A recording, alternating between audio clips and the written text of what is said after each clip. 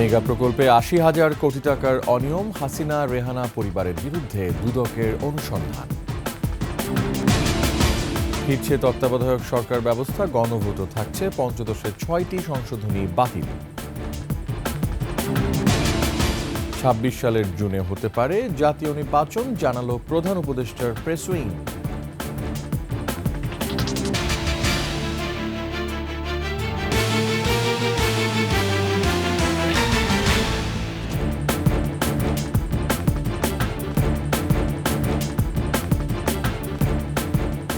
শুনছিলেন সংবাদ শিরোনাম, আমন্ত্রণ ২১শে সংবাদে। সাথে আছি আমি রিয়াজ হাফিজ।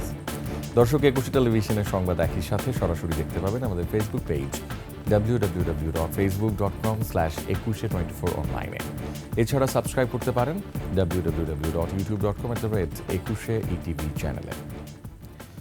৯ প্রকল্পে ৮০,০০০ কোটি টাকা দুর্নীতির অভিযোগে সাবেক প্রধানমন্ত্রী শেখ হাসিনা, তাঁর বোন শেখ রেহানা, ছেলে সজীব ওয়াজেদ জয় ও রেহানার মেয়ে টিউলিপ সিদ্দিকের বিরুদ্ধে অনুসন্ধান শুরু করেছে দুর্নীতি দমন কমিশন দুদক। এছাড়া ৪০০ কোটি টাকার মালিক শেখ হাসিনার পিয়ন জাহাঙ্গীর ও তার স্ত্রীর বিরুদ্ধে মামলা করেছে সংস্থাটি। বিস্তারিত জানাচ্ছেন দীপু শিকদার। আশ্রয়ণ প্রকল্প, রূপপুর পারমাণবিক বিদ্যুৎ কেন্দ্র, বেজা ও বেবজার বিভিন্ন প্রকল্প সহ ৯টি প্রকল্পে অন্তত ৮০,০০০ কোটি টাকারও বেশি অর্থ লুটপাট করা হয়েছে। এসব অর্থ আত্মসাৎ ও পাচারের অভিযোগ রয়েছে শেখ পরিবারের সদস্যদের বিরুদ্ধে। সাবেক প্রধানমন্ত্রী জনাব শেখ হাসিনা, তাঁর ছেলে জনাব সজীব আহমেদ ওয়াজেদ জয়, তার ছোট বোন শেখ রেহানা ও তার ছোট বোনের মেয়ে টিউলিপ সিদ্দিকী ও অন্যান্যদের বিরুদ্ধে দাখিলকৃত অভিযোগের বিষয়েও অনুসন্ধানের সিদ্ধান্ত গৃহীত হয়েছে। এতে অনুসন্ধান দল গঠন করা হবে এবং তারা এই অভিযোগ অনুসন্ধান করবে। শেখ হাসিনার ব্যক্তিগত সহকারী জাহাঙ্গীর আলম ও তার স্ত্রী কামরুন নাহারের নামে পৃথক মামলা হয়েছে বলেও জানান তিনি। বিভিন্ন প্রতিষ্ঠানের নামে তার কর্তৃক অবৈধ উপায়ে অর্জিত অর্থ ভোগ করা মানুষের 8টি ব্যাংকের 23টি হিসাবে সর্বমোট ১২৫১ কোটি ২৫,৩৩,৭৭৮ টাকা লেনদেনের, অস্বাভাবিক লেনদেনের তথ্যাদি পাওয়া গেছে। এই কারণে ইতিমধ্যে মামলা রুজু হয়েছে। মামলা হয়েছে সাবেক শিক্ষামন্ত্রী মহিবুল হাসান চৌধুরী নওফেল, সাবেক ডিবি প্রধান হারুনুর রশিদ, তার স্ত্রী শিরিন আক্তার ও ভাই ABM শাহরিয়ারের বিরুদ্ধেও। এদিকে রাজধানীর তেজগাঁওয়ের রেজিস্ট্রি অফিসে অভিযান চালায় দুদক। অভিযানে টাকাসহ ধরা পড়ে নকল নবিশ। দীপু শিকদার, ২১শে টেলিভিশন, ঢাকা। শেখ হাসিনার পিয়ন জাহাঙ্গীর আলমের ব্যাংক অ্যাকাউন্টে ৬২৬ কোটি ৬৫ লাখ টাকার লেনদেনের তথ্য পেয়েছে দুর্নীতি দমন কমিশন দুদক। এর মধ্যে জাহাঙ্গীর ও তার স্ত্রীর কামরুন নাহারের বিরুদ্ধে ২৪ কোটি টাকার অবৈধ সম্পদ অর্জনের অভিযোগে ২টি মামলা করেছে দুদক। মামলার এজাহারে বলা হয়েছে, জাহাঙ্গীর আলম স্থাবর অস্থাবর মিলিয়ে ১৮ কোটি ২৯,১০,৮৮২ টাকার অজ্ঞাত আয় বহির্ভূত সম্পদ অর্জন করেছেন। তিনি এবং তার মালিকানাধীন বিভিন্ন প্রতিষ্ঠানের নামে অবৈধ উপায়ে অর্জিত অর্থ ভোগ করার উদ্দেশ্যে ৮টি ব্যাংকের ২৩টি অ্যাকাউন্টে মোট ৬২৬ কোটি ৬৫,১০৭ টাকা জমা করেছেন। ৬২৪ কোটি ৬০,১৫,৬৭১ টাকা উত্তোলন করা হয়েছে। এসব লেনদেন অস্বাভাবিক ও সন্দেহজনক হিসেবে চিহ্নিত হয়েছে। জাহাঙ্গীরের স্ত্রী কামরুন নাহার নিজ নামে ৬,৮০,৪৮,৬৪২ টাকার জ্ঞাত আয় বহির্ভূত সম্পদ অর্জন করেছেন।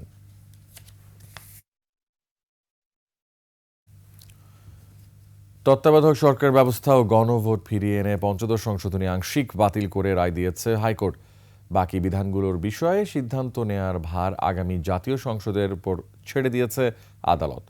সংসদ আইন অনুযায়ী জনগণের মতামত নিয়ে বিধানগুলো সংশোধন, পরিমার্জন ও পরিবর্তন করতে পারবে বলে রায় উল্লেখ করে হাইকোর্ট। বিচারপতি ফারাহ মাহবুব ও বিচারপতি দেবাশিস রায় চৌধুরীর সমন্বয়ে গঠিত হাইকোর্ট বেঞ্চ মঙ্গলবার এ রায় দেন। বিস্তারিত শাকের আরজুর রিপোর্টে। ২০১১ সালের ৩০ জুন জাতীয় সংসদে পঞ্চদশ সংশোধনী আইন পাশ হয়। ওই সংশোধনীর মাধ্যমে বাতিল করা হয় তত্ত্বাবধায়ক সরকার ব্যবস্থা। এরপর দেশে গত ৩টি নির্বাচন আওয়ামী সরকারের অধীনে অনুষ্ঠিত হয়, যেখানে দেশে তো বটেই, আন্তর্জাতিক মহলেও এর স্বচ্ছতা নিয়ে প্রশ্ন ওঠে। পঞ্চদশ সংশোধনী চ্যালেঞ্জ করে 18ই আগস্ট সুজন সম্পাদক বদিউল আলম মজুমদার সহ 5 বিশিষ্ট ব্যক্তি রিট করেন। আদালত রুল জারি করলে এই রুলের ইন্টারভেনার হিসেবে বিএনপি, গণফোরাম, জামাত, সংস্থা, ব্যক্তিসহ বেশ কয়েকজন যুক্ত হন। মঙ্গলবার পঞ্চদশ সংশোধনী নিয়ে রায় ঘোষণা করে হাইকোর্ট। পঞ্চদশ সংশোধনীর মাধ্যমে 54টি ক্ষেত্রে সংযোজন, পরিমার্জন ও প্রতিস্থাপন আনা হয়েছিল। রায়ে আদালত বলছে, পঞ্চদশ সংশোধনী আইন পুরোটা বাতিল করা হচ্ছে না। তত্ত্বাবধায়ক সরকার ব্যবস্থা বাতিল করাটা যখন কোর্ট বলছেন অবৈধ, that means in other word তত্ত্বাবধায়ক সরকার সিস্টেম বৈধ। গত 3টি নির্বাচন কিভাবে হয়েছে, কিভাবে গণতন্ত্র নির্বাসিত হয়েছে, তত্ত্বাবধায়ক ব্যবস্থার মাধ্যমে যেহেতু জনগণের ভোট দেওয়ার বিষয়টি সুনিশ্চিত হয়েছিল, সুতরাং এটি আমাদের সংবিধানের বেসিক স্ট্রাকচার হিসেবে গঠিত হয়েছে, সুতরাং সেটা পরিবর্তন করা যাবে না। হাইকোর্ট রায়ে বলে, তত্ত্বাবধায়ক সরকার রাজনৈতিক ঐক্যমত্যের ভিত্তিতে হয়েছে। গত 3টি নির্বাচনে জনগণের আস্থা ছিল না বলেও পর্যবেক্ষণ দেয় আদালত। 1996 সনে যে তত্ত্বাবধায়ক ব্যবস্থা ছিল, সেই অবস্থার মধ্যে আবার এই দেশ এখন ফিরে এসেছে। ক ধারা 7 খ ধারা যেগুলো পঞ্চদশ সংশোধনীর মাধ্যমে যুক্ত করা হয়েছে সেগুলোকে বাতিল করা হলো। আদালত সুস্পষ্টভাবে আমাকে এবং এই ব্যাপারে যারা সোচ্চার ভূমিকা পালন করেছে তাদেরকে স্বীকৃতি দিয়েছে। রায়ের পর রিটকারী আইনজীবীরা বলছেন, সংসদের মাধ্যমে যে তত্ত্বাবধায়ক বাতিল করা হয়েছিল সেটি আজ ফিরল। বাকি থাকলো আপিল বিভাগে তত্ত্বাবধায়ক রিভিউ আবেদনটি। তবেই পুরোপুরি ফিরবে তত্ত্বাবধায়ক সরকার ব্যবস্থা। অ্যাপেলেট ডিভিশনের যে রিভিউ পেন্ডিং আছে সেইটাকে বাইপাস করেই এই আইনেই এই রায়ের প্রেক্ষিতে তত্ত্বাবধায়কে ফিরে যাওয়ার সম্ভাবনা আছে। রায়ে আদালত আরও বলেন, গণভোটের বিধান বিলুপ্ত করা হয়েছে, যেটি সংবিধানের 142 অনুচ্ছেদের অংশ ছিল। গণভোটের বিধানকে বাতিল করে দেওয়া হয়েছিল, সেটিকেও আজকে রেস্টোর করা হলো। উনি বলেছেন, আমাদের কনস্টিটিউশনের মূল প্রিন্সিপাল হলো we, not I, we the people. পিপলের ইচ্ছাই সর্বোচ্চ ইচ্ছা। 1990 সালে সামরিক শাসক জেনারেল এরশাদের পতনের পর 4টি সাধারণ নির্বাচন হয়েছিল নির্দলীয় তত্ত্বাবধায়ক সরকারের অধীনে। 1991, 1996, 2001 ও 2008 সালে তত্ত্বাবধায়ক সরকারের অধীনে নির্বাচন হয়। এদিকে দেশে 3 বার গণভোট অনুষ্ঠিত হয়। এর মধ্যে 2 বার অনুষ্ঠিত হয় প্রশাসনিক গণভোট এবং 1 বার অনুষ্ঠিত হয় সাংবিধানিক গণভোট। 1977 সালে প্রেসিডেন্ট জিয়াউর রহমানের শাসনকার্যের বৈধতা দান প্রসঙ্গে গণভোট হয়। 1985-তে এরশাদের সমর্থন যাচাইয়ে অনুষ্ঠিত হয় গণভোট। 1991 সালে সংবিধানের দ্বাদশ সংশোধনী আইন প্রস্তাব নিয়ে হয় তৃতীয় গণভোট। শাকেরা আরজু, 21 টেলিভিশন, ঢাকা। অন্তর্বর্তী সরকারি তত্ত্বাবধায়ক সরকার ব্যবস্থায় রূপান্তরিত হতে পারে বলে মন্তব্য করেছেন অ্যাটর্নি জেনারেল মোহাম্মদ আসাদুজ্জামান। দুপুরে নিজ কার্যালয়ে পঞ্চদশ সংশোধনের হাইকোর্টের রায়ের এক প্রতিক্রিয়ায় তিনি এ মন্তব্য করেন। রাষ্ট্রপতি অন্তর্বর্তীকালীন সরকার গঠন করতে আইনি কোনো বাধা আছে কিনা, সেখানে সুপ্রিম কোর্ট গোটা প্রেক্ষাপট বিবেচনায় নিয়ে সুপ্রিম কোর্ট বলছেন এটা বৈধ এবং সাংবিধানিক সরকার হবে। ওইটার সাথে তত্ত্বাবধায়ক সরকারের কোনো সাংঘর্ষিক কোনো পজিশন নাই। এই সরকার যদি 13 অ্যামেন্ডমেন্টের রায়ের পরে আমরা দেখি, অবশ্যই তত্ত্বাবধায়ক সরকার আন্ডারে হবে। এই সরকারে রিনেমড হবে। এই ব্যক্তিগুলোই যখন তত্ত্বাবধায়ক সরকার সিস্টেমে ব্যাক চলে যাবেন, ওনারা তত্ত্বাবধায়ক সরকার প্রধান এবং এটা হবেন। লেভেলটা চেঞ্জ হবে। এটা সাংবিধানিক কোনো সাংঘর্ষিক কোনো জায়গা নেই, অ্যাম্বিগুইটিরও জায়গা নেই। 2026-এর 30 জুনের মধ্যে হতে পারে নির্বাচন। তবে সংস্কারের বিষয়ে জাতীয় ঐক্যমতের উপর নির্ভর করবে নির্বাচন কতটা আগে বা পরে হবে। মঙ্গলবার প্রেস ব্রিফিংয়ে এমনটাই জানিয়েছে প্রধান উপদেষ্টার প্রেস উইং। গুম খুনের বিচার নির্বাচনের আগেই হবে বলে জানিয়েছে তারা। মেহেদী হাসানের রিপোর্ট। বিসমিল্লাহির রহমানির রহিম। সোমবার জাতির উদ্দেশ্যে দেয়া ভাষণে প্রথমবারের মতো নির্বাচনের দিনক্ষণ নিয়ে ধারণা দেন প্রধান উপদেষ্টা ডক্টর মোহাম্মদ ইউনূস। এরপরই নির্বাচন নিয়ে সুস্পষ্ট রোডম্যাপ দাবি করে বিএনপি। মঙ্গলবার সংবাদ সম্মেলনে এ নিয়ে প্রশ্ন করা হলে প্রধান উপদেষ্টার প্রেস উইং জানায়, প্রধান উপদেষ্টা এরই মধ্যে রোডম্যাপ দিয়েছেন। এ সংক্রান্ত সুনির্দিষ্ট দিন তারিখ ঘোষণা করবে নির্বাচন কমিশন। এক্সাক্ট ডেট কি, এটা তো সত্যিকার অর্থে অনেক ক্ষেত্রে এটা ডিপেন্ড করবে রিফর্মের উপর, বাট উনি একটা মানে টাইম একটা দিয়ে দিয়েছেন। এর চেয়ে আর ক্লিয়ার রোডম্যাপ আর কি হতে পারে? আপনি এক্সপেক্ট করতে পারেন যে ইলেকশন হচ্ছে 2026-এর জুনের 30 তারিখের মধ্যে। তো জাতীয় ঐক্যমত্য যদি সংস্কারের বিষয়গুলোতে তৈরি হয়ে যায়, তাহলে নির্বাচনের দিনক্ষণও আসলে নির্বাচন কমিশন তখন হয়তোবা জানিয়ে দিতে পারবে। এছাড়া নির্বাচনের জন্য যে প্রস্তুতির বিষয় আছে, সেই প্রস্তুতির কাজটা নির্বাচন কমিশন শুরু করে দিয়েছে এবং তারা সময় সময় আপনাদেরকে সে বিষয়ে জানাচ্ছেও। নির্বাচনের আগে বিগত ফ্যাসিস্ট সরকারের বিচারের দাবি তুলেছেন কেউ কেউ। প্রেস উইং বলছে প্রতিটি গুম-খুনের বিচার হবে। জুলাই আগস্টের গণহত্যায় যারাই জড়িত, যার হাতে রক্ত আছে, তাদের বিচার, এবং যারা গুমে জড়িত, আপনারা দেখেছেন গুম কমিশনের রিপোর্ট কি ভয়াবহ একটা মানে কিভাবে গুম করা হয়েছে। শিক্ষা খাতের সংস্কারে এখনই কমিশন গঠনের পরিবর্তে গুরুত্বপূর্ণ সংস্কারে হাত দেবে সরকার। আমরা 4টা মাস এসেছি, আমরা দেখছি যে কোথায় কোথায় আমরা দ্রুত ইন্টারভেন করলে আমরা রেজাল্ট পেতে পারি, সেই কাজগুলো করছি এবং এটার জন্য আমাদের কাজগুলো অব্যাহত আছে। সম্প্রতি সয়াবিন তেলের সংকট সহ বাজারের প্রতিটি বিষয় সরকার ভালোভাবে মনিটর করছেও বলে জানানো হয়। কোথায় কোথায় শর্টেজ হচ্ছে বা সাপ্লাই ক্রাঞ্চ হচ্ছে, সেই বিষয়গুলো আমাদের পুরো নজরে আছে। মেহেদী হাসান, 21 টেলিভিশন, ঢাকা। জনগণের সমর্থন নিয়েই আগামীতে দেশ শাসন করবে বিএনপি। রাষ্ট্রের কল্যাণে দলের 31 দফা পূরণে সব পদক্ষেপই গ্রহণ করা হবে। 3 জুলাই রাষ্ট্র মেরামতে বিএনপির 31 দফা কর্মসূচি ও জনসম্পৃক্তি বিষয়ক কর্মশালায় ভার্চুয়ালি যোগ দিয়ে এসব কথা বলেন ভারপ্রাপ্ত চেয়ারম্যান তারেক রহমান। এদিকে ড্যাবের আলোচনা সভায় বক্তারা বলেন, কয়েকজন লোক মিলে টেবিলে বসে আলোচনা করলেই সংস্কার করা যায় না। বিস্তারিত মাহিলা ইসলামের রিপোর্টে। রাষ্ট্র কাঠামো মেরামতের 31 দফা কর্মসূচি জনগণের কাছে তুলে ধরতে ধারাবাহিক কর্মশালার অংশ হিসেবে ঢাকা, গাজীপুর ও নারায়ণগঞ্জ বিএনপি নেতাদের সঙ্গে ভার্চুয়ালি যোগ দেন দলের ভারপ্রাপ্ত চেয়ারম্যান। অনুষ্ঠানে তিনি বলেন, সংবিধান অনুযায়ী নির্বাচনের মাধ্যমেই ক্ষমতায় যাবে বিএনপি। আমরা আমির নির্বাচনে বিশ্বাস করি না। আমরা একটি রাজনৈতিক দল, নির্বাচনে আমরা যাব, নির্বাচন আমরা করব, নির্বাচন আমরা চাইবো। এখানে লুকাচাপার কোনো ব্যাপার নেই, এটা নর্মাল, সিম্পল। জনগণের সমর্থন আমরা পাবো, বেশি পেলে আইন অনুযায়ী, নিয়ম অনুযায়ী, দেশের সংবিধান অনুযায়ী যা হবার সেটিই হবে। প্রতিপক্ষের মিছিল সমাবেশ ছোট করে না দেখে নেতাকর্মীদেরকে জনগণের প্রতিনিধি হিসেবে দায়িত্বশীল আচরণের তাগিদ দেন তারেক রহমান।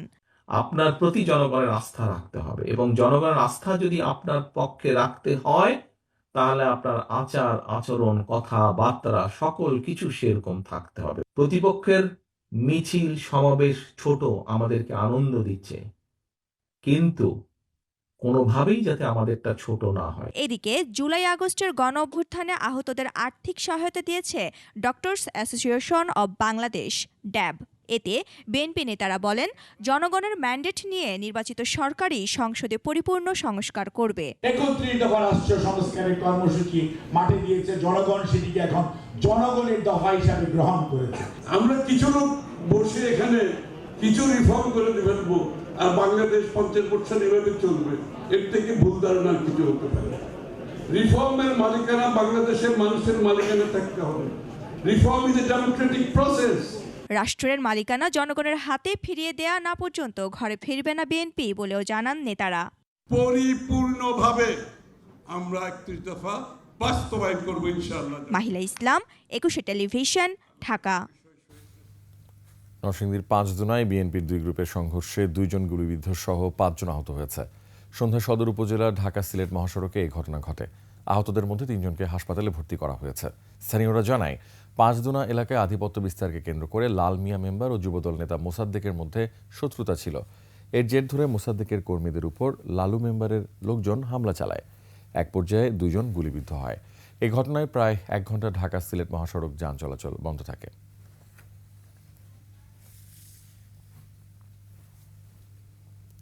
নিচ্ছি সংবাদ বিরতি, যখন ফিরছি তখন থাকছে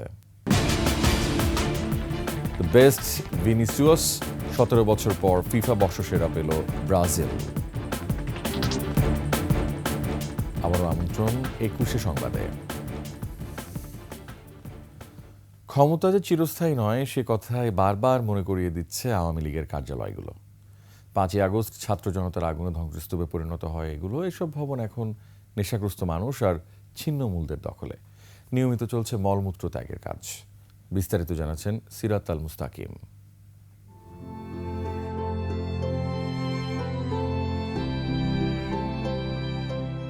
মাত্র কদিন আগেও যে ভবনগুলো ছিল ক্ষমতার ভরকেন্দ্র, এখন তা যেন নির্মম পরিহাস হয়ে দাঁড়িয়ে আছে কালের সাক্ষী হয়ে।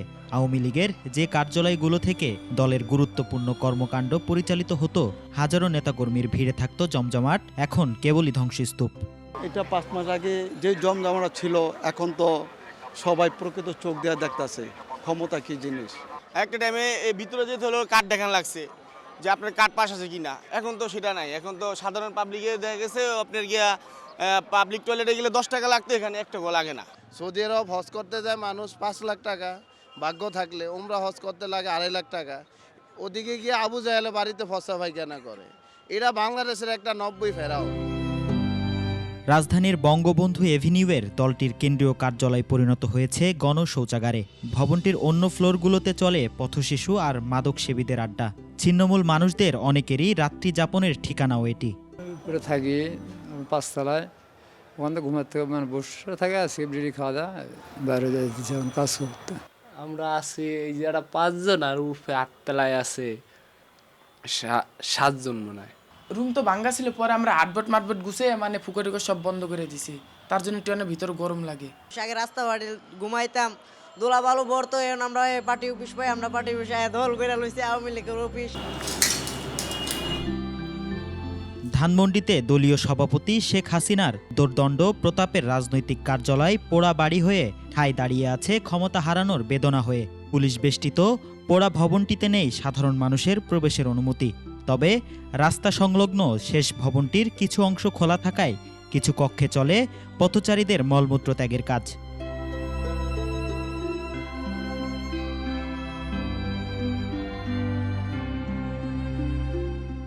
সিরাত আল মুস্তাকিম, 21 টেলিভিশন, ঢাকা।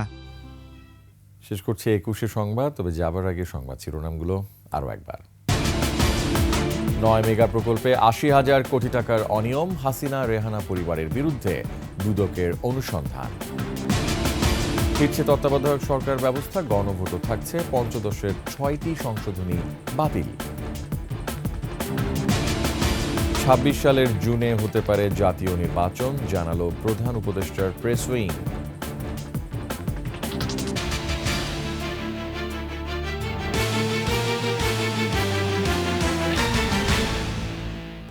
সর্বশেষ সংবাদ জানতে ডায়াল করুন 2021 নম্বরে, আর ভিজিট করুন 21-tv.com ওয়েবসাইটে।